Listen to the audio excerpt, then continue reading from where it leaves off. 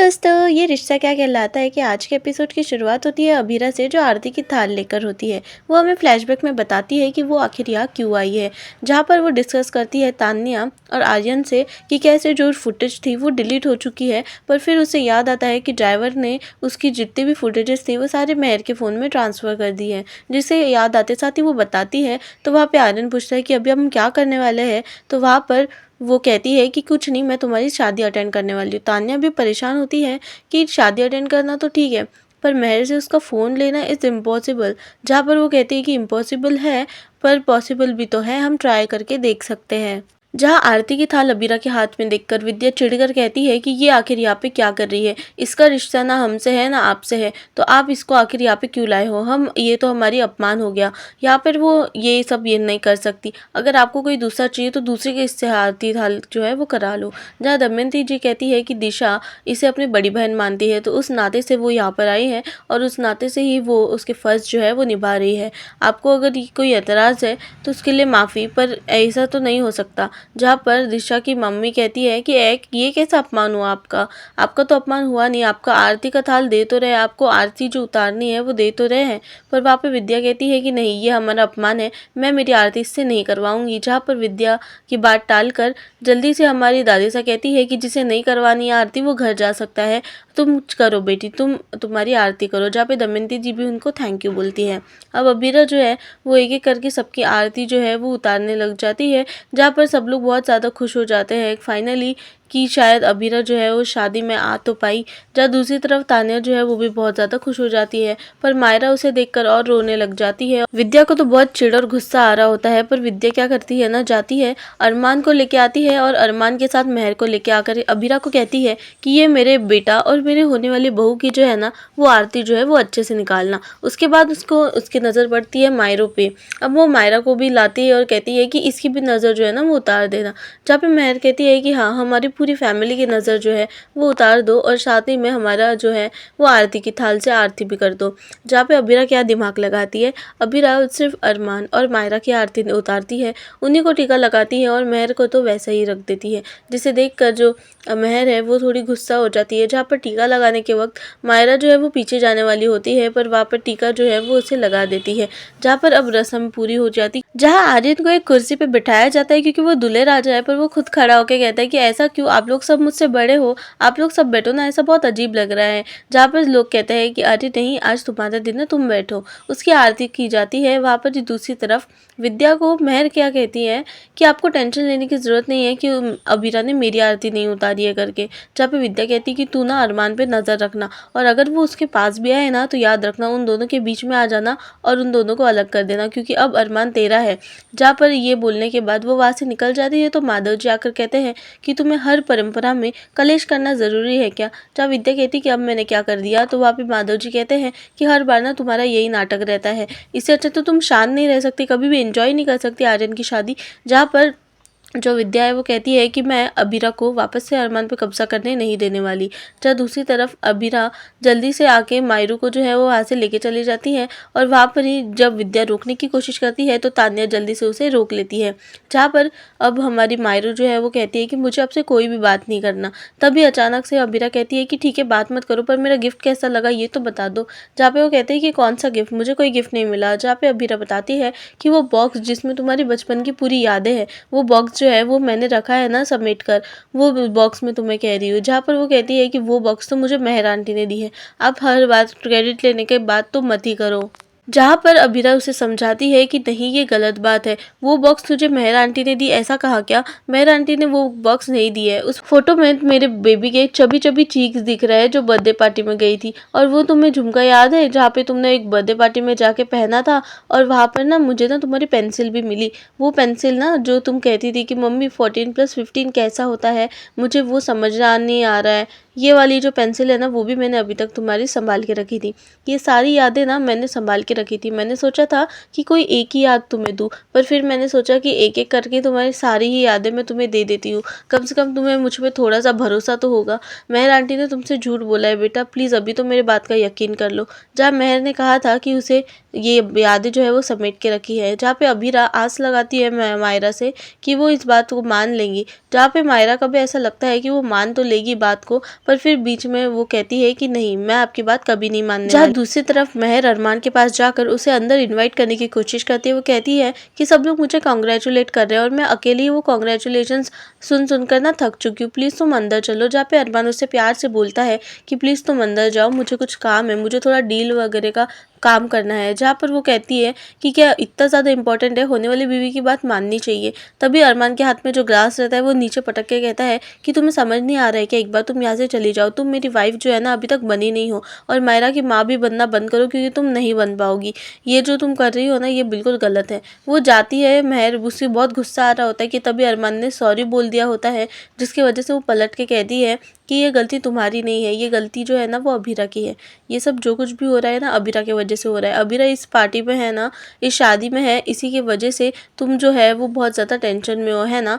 जहाँ दूसरी तरफ अबीरा जो है वो मायरू को समझाती है कि बेटा प्लीज़ मुझ पर इस बार तो भरोसा कर लो, प्लीज़। वो उसके पास उसको हाथ लगाने के लिए जाती है, पर जो हमारे मायरा है वो कहती है कि नहीं, मैंने आप पे भरोसा करा था। 8 साल पहले मैंने सिर्फ अपनी माँ को पुकारा था, सिर्फ अपने माँ को आवाज़ दी थी जब मैं अर्जन में थी, पर आपने क्या किया, आपने तो वो सारा भरोसा मेरा तोड़ दिया। उसी दिन से आपका और मेरा कोई नाता नहीं है, और मैं आप पर क्यों भरोसा करूँ। मैं आप पे बिल्कुल भरोसा नहीं करूँगी क्योंकि आप भरोसे के लायक ही नहीं हो।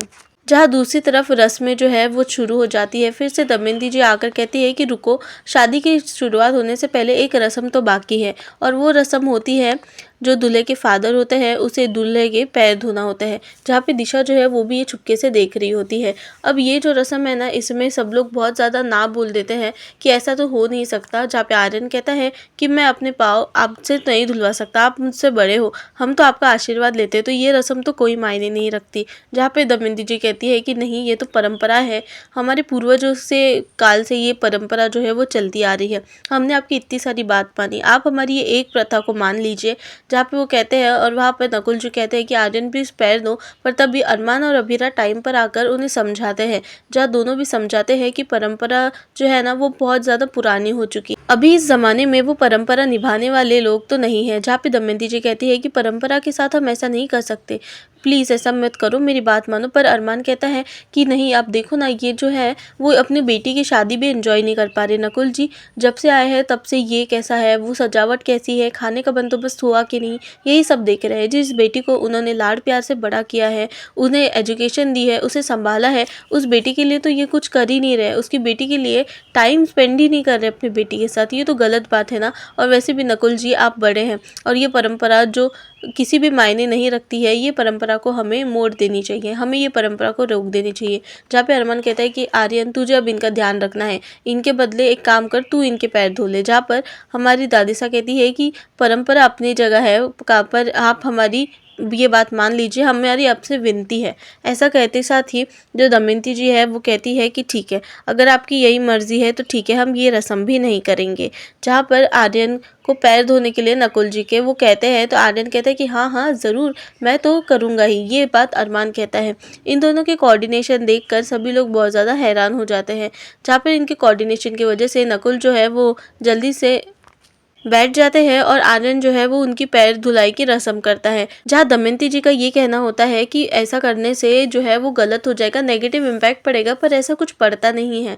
जहाँ पर सभी लोग बहुत ज़्यादा खुश होते हैं, और अबीरा की नज़र सिर्फ और सिर्फ मेहर के फ़ोन पर रहती है कि कैसे भी करके उसे मेहर का फ़ोन लेना है। दूसरी तरफ दिशा जो है वो उसकी आँख में भी पानी होता है ये रस्म देखकर, और उसके फादर को इतने ज़्यादा खुशी मिल रही है देखकर। जहाँ पर मायरा के पीछे ही तान्या और माधव जी बात कर रहे होते हैं कि अरमान और अबीरा का कोऑर्डिनेशन कितना अच्छा है, अगर अभी भी इन लोगों ने रोका नहीं ये सब शादी तो बहुत ज़्यादा लेट हो जाएगी, और ये शादी जो है वो नहीं होना चाहिए। जहाँ पर दोनों कहते हैं कि पर अब वही हम ये शादी करेंगे कैसे, हमें तो करने का मौका ही नहीं मिलेगा। दूसरी तरफ हम देखते हैं कि दिशा की माँ जो है वो रो रही होती है, तो वहाँ पे मनीषा जी आकर पूछती है कि क्या हो गया आपको, आपको कहीं डर तो नहीं लग रहा है कि मैं अभी तो क्यूट सी दिख रही हूँ पर उसके बाद मैं डायन बन जाऊँगी। तो ऐसा कोई भी बात नहीं है, मेरे जो ज्वेलरी है ना, मेरी ज्वेलरी जैसी रियल है ना वैसे ही मेरा कैरेक्टर भी रियल है, आप टेंशन मत लो, दिशा जो है ना वो बहुत ज़्यादा खुश रहेगी। जहाँ पे दिशा की माँ कहती है कि बात वो नहीं है, बात इस बात से डर रही हूँ क्योंकि बड़ा परिवार है, बड़े परिवार में छोटी छोटी गलती भी बहुत बड़ी मानी जाती है और मेरी दिशा वहाँ कैसे रहेगी मुझे नहीं पता, मुझे पता है आप लोग सब बहुत ज़्यादा अच्छे हो। जहाँ पर मनीषा कहती है कि आप टेंशन मत लो, जो दिशा है ना वो मेरी बेटी जैसी है और मैं वहाँ पर उसकी बॉडीगार्ड बन के रहूँगी, उसे एक आँच भी नहीं आने दूँगी। अब तो आप खुश हो ना, अब आपको टेंशन लेने की बिल्कुल ज़रूरत नहीं है क्योंकि मैं आ चुकी हूँ और मैं मेरी बेटी की तरह उसे ट्रीट करूँगी, आपको बिल्कुल भी टेंशन लेने की ज़रूरत नहीं है। जहाँ दूसरी तरफ अभी भी उसका ध्यान फ़ोन पर रहता है तो वो तान्या को इशारे करती है, जहाँ पे अबीरा जाकर महर को धक्का दे देती है और जो तान्या है वो भी नीचे गिर जाती है, जिसके वजह से जो उनके फ़ोन है वो एक्सचेंज हो जाते हैं और अबीरा धक्का देने के बाद ऐसे गायब होती है जैसे वो कभी वहाँ थी ही नहीं। अब उन दोनों के फ़ोन जो है वो एक्सचेंज हो जाते हैं तो वहाँ पर तान्या जो है वो जल्दी से महर को अपना फ़ोन थमा के उसका फ़ोन लेके जाने की कोशिश करती है कि तब भी जो महर है उसकी जो आँखें हैं वो खुल जाती हैं और वो कहती है कि नहीं तुमने ना शायद ना गलती से मेरा फ़ोन ले लिया है। जहाँ पे तान्या कहती है कि नहीं ये तो मेरा ही फ़ोन है, जहाँ पर वो मांगती है अपना फ़ोन वापस क्योंकि मेरा वॉलपेपर में क्रिश तो नहीं होगा, ऐसा वो कहती है, जिसकी वजह से उसे जो उसका फ़ोन है वो वापस देना पड़ता है। जहाँ पर अब हम देखते हैं कि इनका जो ये प्लान है वो भी सक्सेसफुल नहीं रहा। जहाँ दूसरी तरफ सब लोग अभी रस्म की बात करते हैं तो दमयंती जी एक और रस्म की बात करती है, जिधर आर्यन कहता है कि नहीं नहीं प्लीज़ कोई ऐसा एग्ज़ाम मत ले लेना क्योंकि मैं एग्ज़ाम में ना मुझे हमेशा कम ही अंक आए हैं। जहाँ पे सब हंसने लग जाते हैं तो वहाँ पर बहुत सारी 3-4 लड़कियाँ आ जाती है और उनका घूंघट जो है वो पेट तक रहता है। जहाँ पे दमयंती जी कहती है कि इनमें से तुझे अपनी बेननी जो है वो चूज़ करनी है इस और बतानी है कि इसमें से दिशा कौन है, ये बताएगा कि तुम्हारा प्यार सच्चा है या नहीं। ये सुनते साथ ही मनीषा जो है वो इतनी ज़्यादा एक्साइटेड होती है, वो कहती है वाह वाह ये गेम तो खेलना ही पड़ेगा, मुझे तो जो दिशा ने कलर पहना है वो भी पता है, वो बताने वाली होती है पर दमयंती जी कहती है कि नहीं ये रस्म में कोई किसी को नहीं बताएगा। जहाँ पर मनोज कहता है कि ये अपनी इज्जत का सवाल है, अपनी इज्जत बचा लेना, जा जल्दी। जल्दी से उसे धक्का दिया जाता है और वो बेचारा तो इतना कंफ्यूज हो जाता है कि उसे कुछ समझ ही नहीं आ रहा होता है कि कौन सी बेननी कौन सी है, क्योंकि सिर्फ दिशा की हाइट देखकर वो थोड़ी सा पहचान जाता है और पता चलता है हमें कि दिशा जो है वही दिशा ही रहती है। जहाँ पर हमारी जो मनीषा है वो कहती कि देखा मेरा जैसे नेकलेस जो है वो रियल है, वैसे ही हमारे बेटे का प्यार जो है वो भी रियल है, इसलिए तो उसने दिशा को बिना देखे ही पहचान लिया। चलो अब डांस परफॉर्मेंस करते हैं क्योंकि हमारी जो रस्में हैं उसे तो टाइम है। ऐसा कहते साथ ही सब लोग जश्न में घूम जाते हैं, सब लोग बहुत नाच गाना करते हैं और इसी नाच गाने के बीच में अरमान और अबीरा जो है वो अभी भी दूरी बनाए रखते हैं। जहाँ सब खुशहाली रहती है वहाँ पर ही दिशा और आर्यन भी नाच रहे होते हैं कि उनके दिमाग में एक प्लान आता है कि अबीरा और अरमान को वो लोग जो है वो बुला लेंगे। जहाँ पर ये प्रिपरेशन होती है वहाँ पे अबीरा यही सोच रही होती है कि महर के हाथ में फ़ोन जो है वो कैसे लिया जाए, क्योंकि डांस के वक्त भी महर का जो फ़ोन है वो उसके हाथ में ही रहता है, जिसके वजह से वो थोड़ी ये हो जाती है। जहाँ पर आर्यन और दिशा ने उन दोनों को आमने सामने ला के रखा पर वहाँ पे महर देख लेती है और बीच में आ जाती है, जिसके वजह से वो धक्का दे दे के अबीरा को फ्रेम से बाहर कर देती है। जहाँ पर सभी लोग डांस कर रहे होते हैं कि वहाँ पर ही जो हमारी दादीसा है वो अरमान और अबीरा को देखकर थोड़ी सी उदास हो जाती है कि वो अलग अलग है करके। जहाँ आर्यन और दिशा जो है वो एक दूसरे को इशारा करते हैं और जल्दी से अरमान को धक्का दे देते हैं और अबीरा को भी धक्का देते हैं, जिसके वजह से अबीरा गिरने वाली होती है पर अरमान के बाहों में गिर जाती है। अरमान वक्त रहते साथ ही उसे संभाल लेता है और ये एपिसोड जो है दोस्तों वो यहीं पर खत्म हो जाता है। अरमान उसे इतने कस के पकड़ लेता है कि वो उसे जाने का नाम ही नहीं लेता। अब सब लोग इतने ज़्यादा गुम होते हैं कि किसी को पता नहीं चलता और उनके ऊपर एक कपड़ा भी गिर जाता है, जिसकी वजह से सबका ध्यान जो है वो भटक जाता है। अब प्रोमो में हम देखते हैं कि हमारी महर जो है वो तैयार हो रही होती है शादी के लिए कि वहीं पर अबीरा आकर कहती है कि तुम्हारा भांडा तो फूट गया महर, मेरे पास तो अभी सबूत है तुम्हारे खिलाफ तुम्हें समझाने के लिए, अब तुम इस ज़िंदगी में नहीं आ पाओगी। जहाँ पर वो कहती है कि नहीं प्लीज़ ऐसा मत करो। अरमान कहता है कि तुमने आखिर ऐसा क्यों किया मेरे साथ, मैंने आखिर क्या ही बिगाड़ा था, तुमने इतना बड़ा झूठ क्यों बोला मुझसे। तो दोस्तों आपको ये एपिसोड कैसा लगा मुझे कमेंट सेक्शन में बताना भूलना मत। जहाँ पर अबीरा ने फाइनली कहा है कि अभी जो है मैं तुम्हारा सच जो है वो सबके सामने लाने वाली हूँ। ये जो रहेगा रविवार को रहने वाला है ये महा एपिसोड, और इस महा एपिसोड में देखना के लिए आप भूलना मत, मेरे साथ ऐसे ही जुड़े रहना। अगर आप चैनल पर नए हो तो सब्सक्राइब करना भूलना मत। सबसे बड़ा खुलासा जो है वो रविवार के दिन होने वाला है। तो दोस्तों एपिसोड कैसा लगा मुझे कमेंट सेक्शन में बताना। क्या इस बार अबीरा सक्सेस हो पाएगी या इस बार फिर से महर जीत जाएगी? देखने के लिए जुड़े रहना और अगर नए हो तो चैनल को सब्सक्राइब करना।